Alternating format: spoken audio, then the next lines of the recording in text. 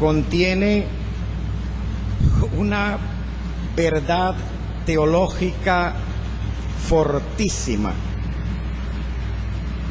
Y por esto algunos han creído que esto es un himno del primer siglo, y como los himnos de la iglesia siempre tenían un mensaje teológico, no como hoy que se canta cualquier tontería, entonces se cree que fue un himno cristológico que se insertó, que la insertó el mismo Juan en su evangelio.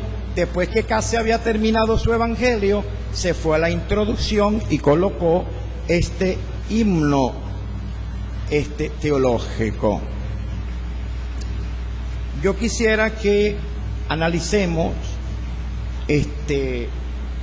algunos detalles de esta importantísima lectura del evangelio.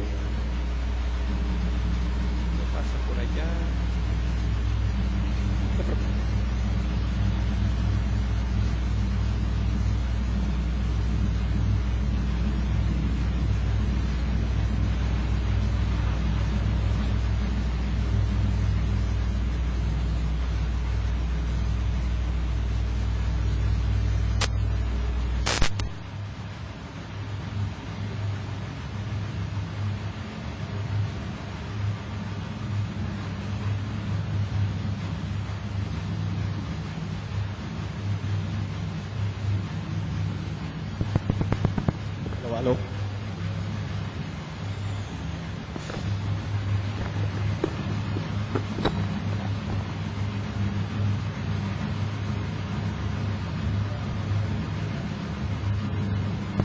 Sí, hola, hola, hola. Hola, hola, sí. Ajá, dale más. Hola, sí. Aló. Hola, sonido, sí. Hola, sonido.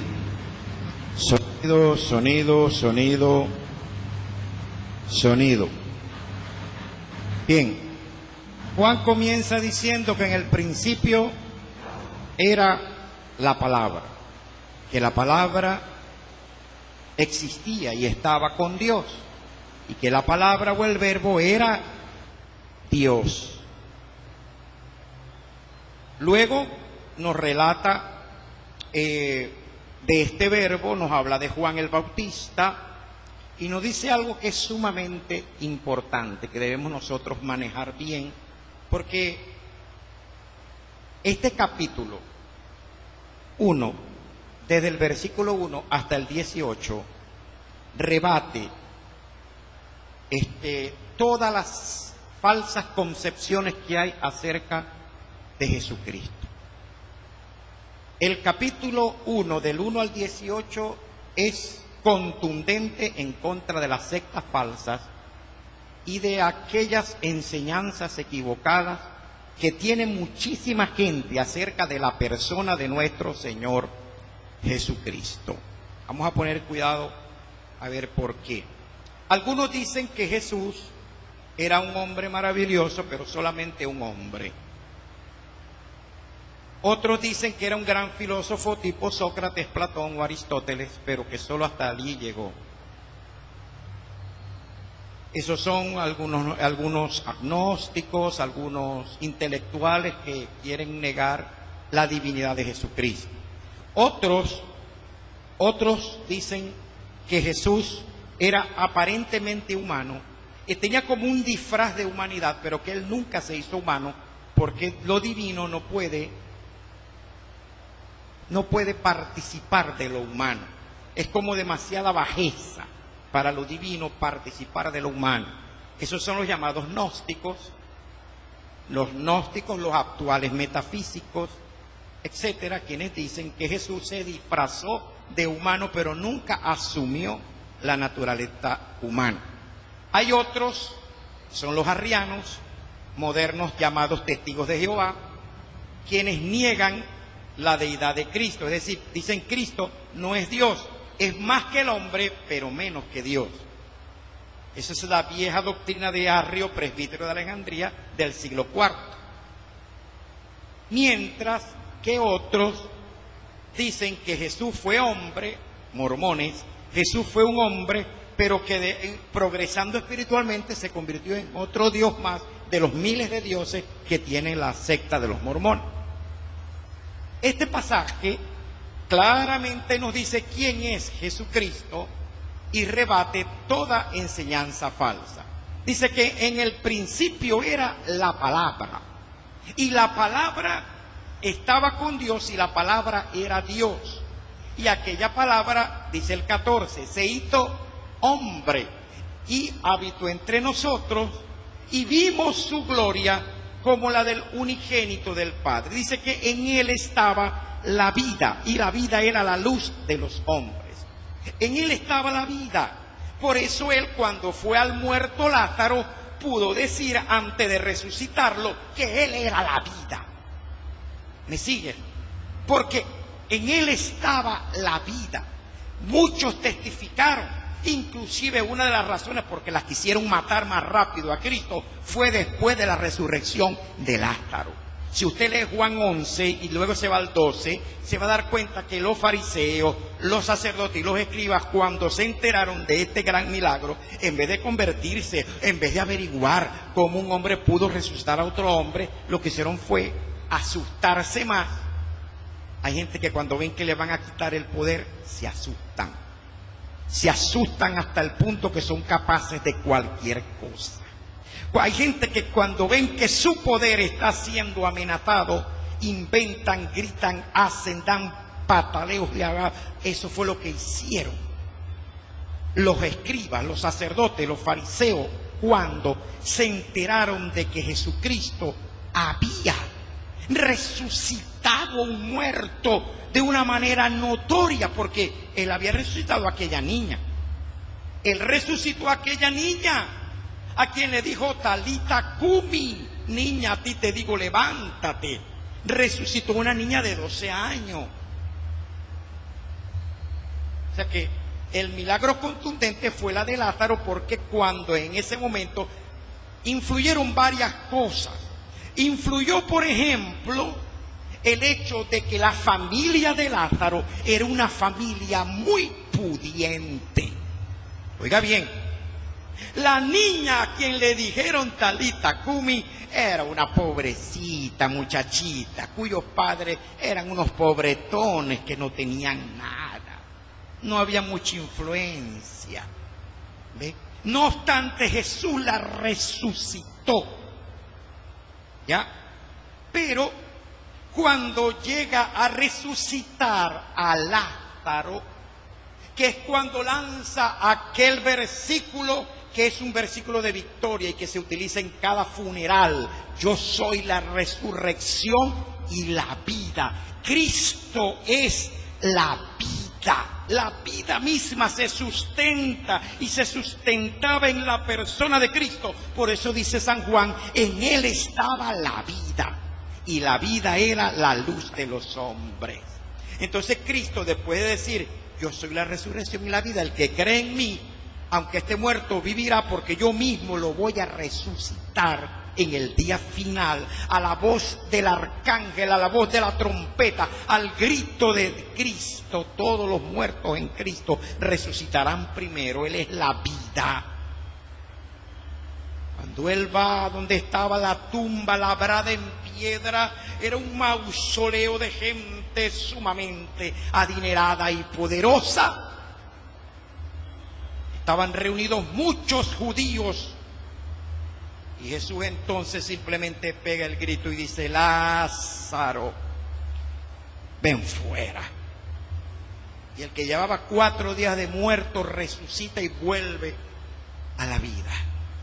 ¿Por qué? Porque la vida estaba en Cristo, tiene el poder de la vida y de la muerte. Entonces Juan, repito, Juan nos muestra a nosotros la verdadera naturaleza de Cristo, la verdadera esencia del Maestro. Para los que dicen que Él no es Dios, dice que el Verbo era Dios. Y el 18 dice claramente, nadie ha visto jamás a Dios. el unigénito del Padre. ¿Quién es el unigénito del Padre? Jesucristo, estamos hablando de Jesucristo. Quien es Dios y está en el seno del Padre, Él lo ha dado a conocer. Quien es Dios y está en el seno del Padre, Cristo nos dio a conocer a Dios porque Él mismo era Dios. Entonces los que filósofos, epicúreos o todas las personas que puedan decir que Jesús es un gran hombre, un gran maestro, un gran filósofo, se estrellan contra esta verdad que Juan, inspirado por el Espíritu Santo, nos está demostrando acá mismo. Hay muchas cualidades en Cristo que nos mostraron que Él era Dios. Cuando mandó callar la tempestad, cuando resucitó a los muertos, cuando sanaba, cuando sabía lo que pensaban las personas, cuando pudo predecir futuro, cuando conoció el pasado de la gente, cuando sanó toda clase de enfermedad, cuando caminó sobre el agua, muchísimas, cuando convirtió el agua en vino, muchas señales claras e inequívocas de que Cristo era divino, que era Dios mismo caminando sobre la tierra.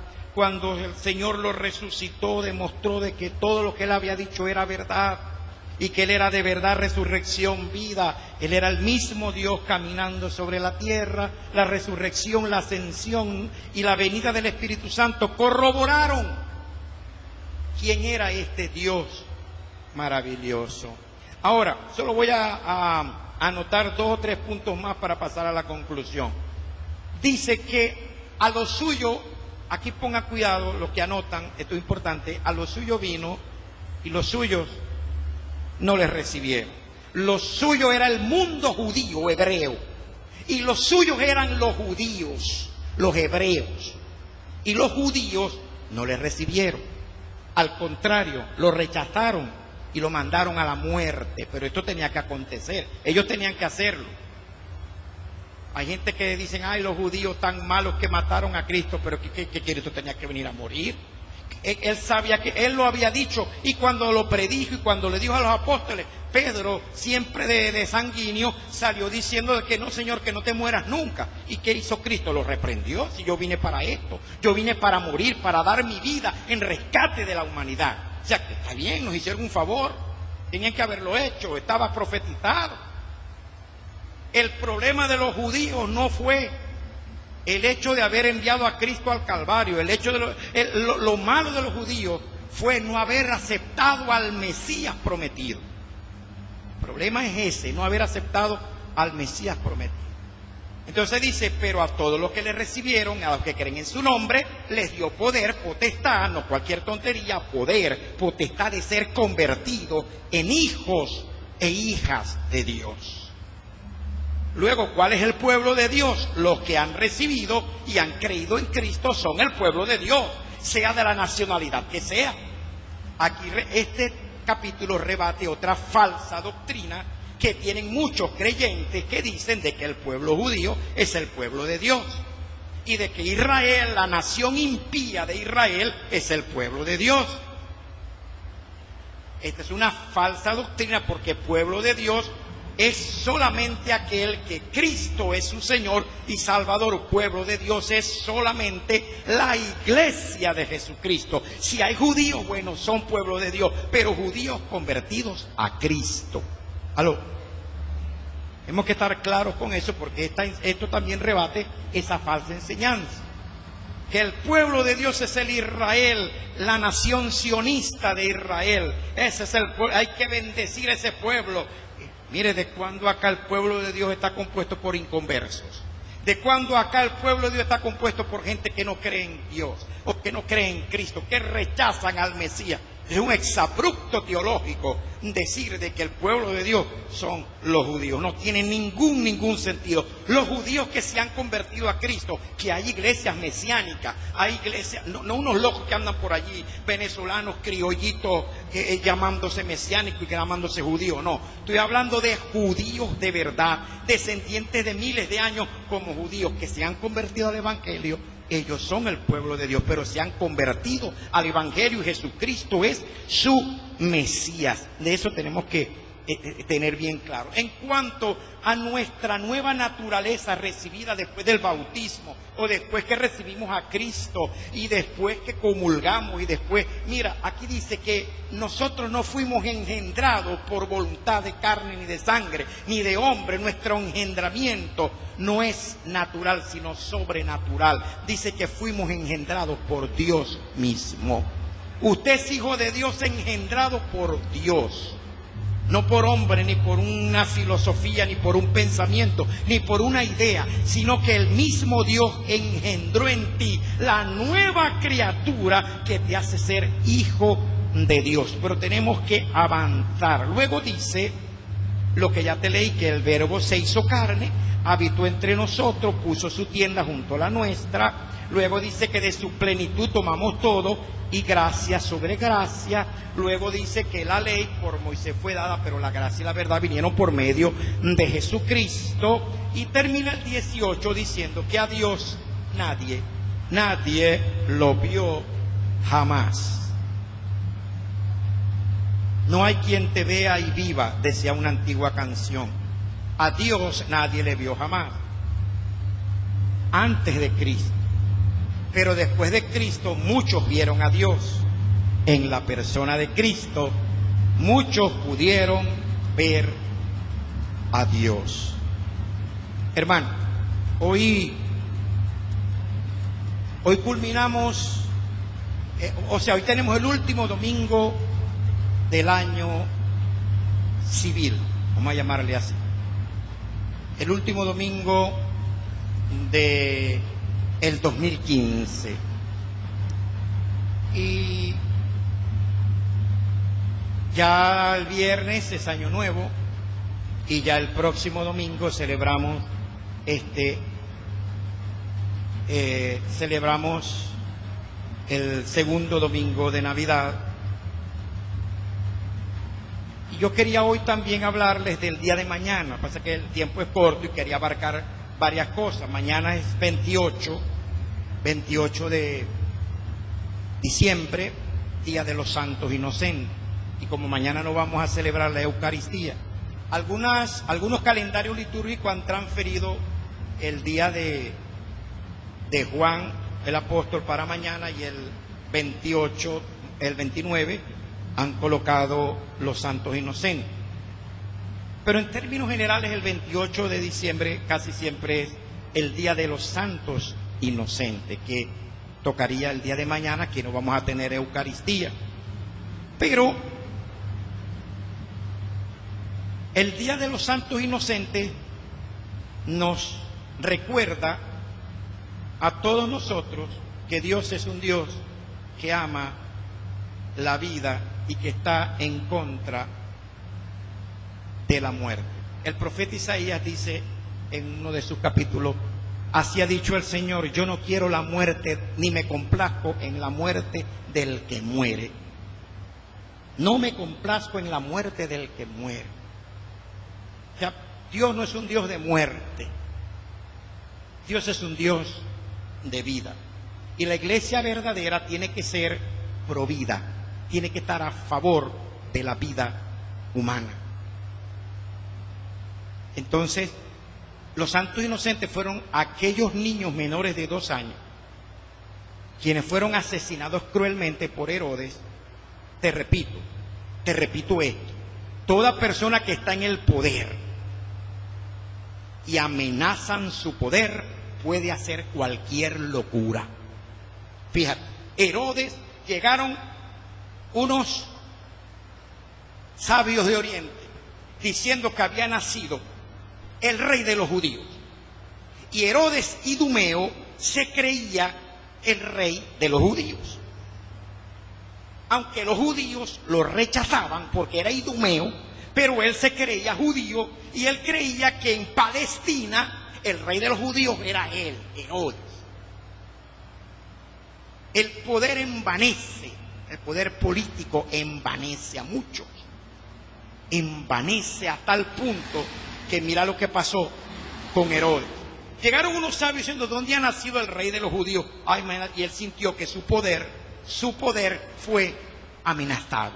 Ay, nació un rey que no soy yo. O sea, y era un niño. Y por lo general los niños no reinaban. Ponían un tutor y reinaba alguien hasta que el niño creciera. O sea que él, aparte de envanecido, se creía que iba a durar 1000 años, sería sobre la tierra. Porque se sintió amenazado. Porque llegaron unos sabios diciendo que había nacido ya el rey de los judíos. ¿Qué hizo este hombre? Envió a sus soldados a matar en Belén a todos los niños menores de 2 años, cruelmente y a espada o cuchillo. Pensando, bueno, si yo hago esto, elimino al rey de los judíos y sigo gobernando y sigo en el poder. ¿Te das cuenta? Que yo te estoy diciendo lo que es capaz de hacer la gente cuando está gobernando en el poder y siente que su poder es amenazado. Te vas a acordar de eso más adelante. Seguimos. Para nosotros fue una barbarie. Fue una barbarie. Para nosotros, 2000 años después y por mucho tiempo, fue un acto de crueldad humana, bueno, difícilmente superado por algún otro. Se dice que cientos de niños murieron de 2 años hacia abajo. Esto la Iglesia los ha llamado los santos inocentes. Santos porque de alguna u otra manera por causa de Cristo dieron su vida. Dieron su vida. Y muchas organizaciones pro vida que van en contra del aborto comparan a los abortistas modernos, comparan a los médicos que son capaces de matar un ser humano en el vientre de una mujer, los comparan con Herodes y los llaman los modernos Herodes. Y también comparan a los niños santos inocentes como todos esos niños que están siendo matados por gente que no tienen aprecio por la vida humana. Aquí en Venezuela tampoco se aprecia la vida humana. Aquí mucha gente matan a cualquier otra persona por gusto. Si te apuraste en darle el celular al matón, te pegó un tiro, te mató, porque te pusiste nervioso y te tardaste mucho en darle el celular. No hay aprecio, no hay amor por la vida humana. Luego, nosotros como iglesia apreciamos, amamos la vida humana. Ahora que hemos conocido a Cristo, ahora que hemos conocido a un Dios que es un Dios de vida, amamos la vida humana. Ay, monseñor, pero yo antes no amaba la vida humana porque yo no... Está bien, donde no hay ley, no se imputa pecado. Cuando no conocíamos de estas verdades pudimos haber cometido los errores más grandes del mundo. Usted pudo haber cometido, cualquiera los pudo haber cometido. Pero una vez que conocemos el Evangelio, la verdad de Dios, somos capaces de amar la vida humana. Somos capaces de entender lo bonito que es la vida y lo importante que es para Dios que el hombre viva. Gloria de Yahvé, decía el Antiguo Testamento, es que el hombre viva. Así dice. Gloria de Dios es que el hombre viva. Por eso hacemos esfuerzos para que un enfermo se sane, para que la vida humana pueda proseguir. Buscamos la forma de que el ser humano pueda continuar viviendo y existiendo. Eso es parte de ser una iglesia en pro de la vida. Eso porque como mañana es el Día de los Santos Inocentes, nosotros creemos que en el cielo hay un coro especial que le cantan al Cordero todos los días. Y ese coro especial está compuesto de niños, y son esos niños inocentes que dieron su vida por causa de Cristo. No vamos a ahondar en detalles teológicos fuertes, porque yo pudiera comprobarte a ti comprobarte que el espíritu no es de carne y hueso, no es material, pero tiene una forma perfectamente definible,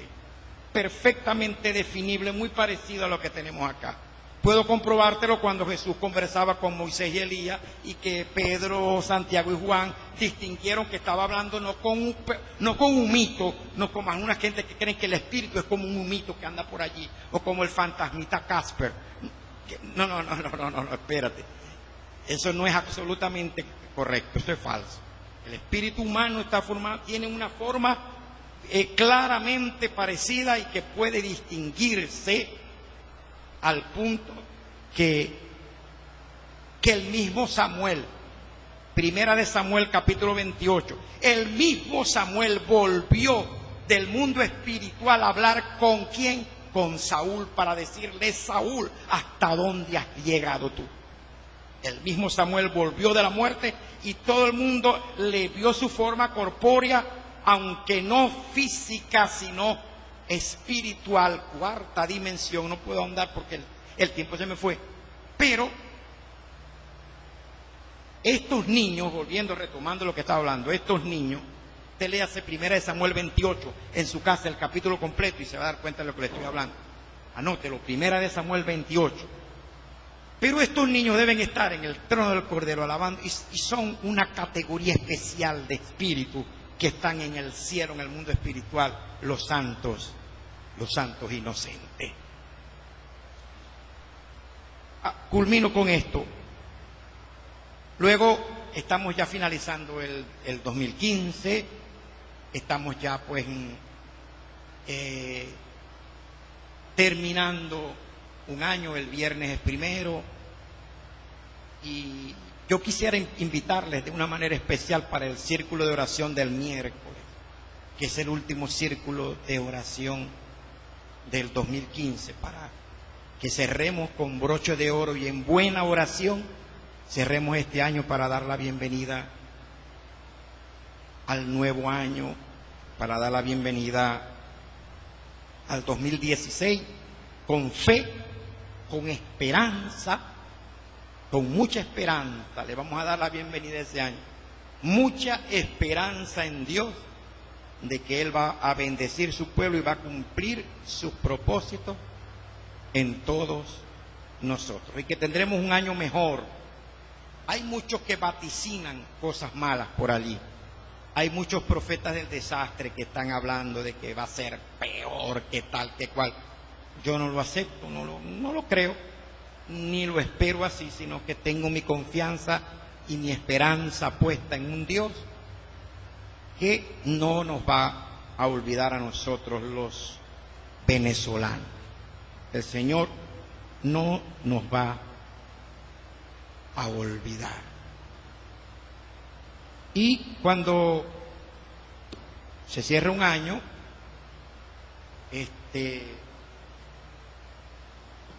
siempre me gusta terminar con las palabras de San Pablo: hermanos, yo mismo no pretendo haberlo alcanzado ya. No. Ninguno de nosotros puede pretender alcanzamos la plenitud de todo. No. Ni de la vida espiritual, ni de la vida cristiana, ni de la vida eclesiástica, ni de nada de esto. No lo hemos alcanzado todo ya. Todavía no. Dice San Pablo: hermanos, no pretendo haberlo alcanzado todo ya, pero una cosa hago. Oiga muy bien, una cosa hago. Este es el consejo apostólico. Una cosa hago. Olvidando ciertamente lo que queda atrás, me extiendo a lo que está adelante. Prosigo al premio. Prosigo adelante al premio del supremo llamamiento de Dios en Cristo Jesús. ¿Cuál es el mensaje? Vamos a proseguir, vamos a perseverar. Perseveremos en lo que hemos creído, perseveremos en lo que creemos, perseveremos en lo que el Señor nos ha prometido en su palabra, es decir, en las promesas de su palabra. Perseveremos en nuestro caminar, en nuestra carrera cristiana.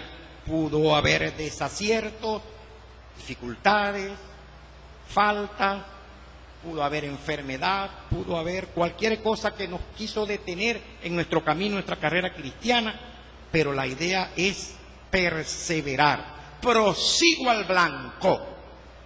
Prosigamos al blanco, que hasta que no lleguemos al final no nos vamos a detener. Como decía una antigua canción, no me puedo detener. Así que ese es el consejo que quería darles, esperarles en el círculo de oración y preparar nuestra alma ahorita para recibir a aquel en quien está la vida y que nos las va a dar en un pedacito de pan y en un poquito de vino.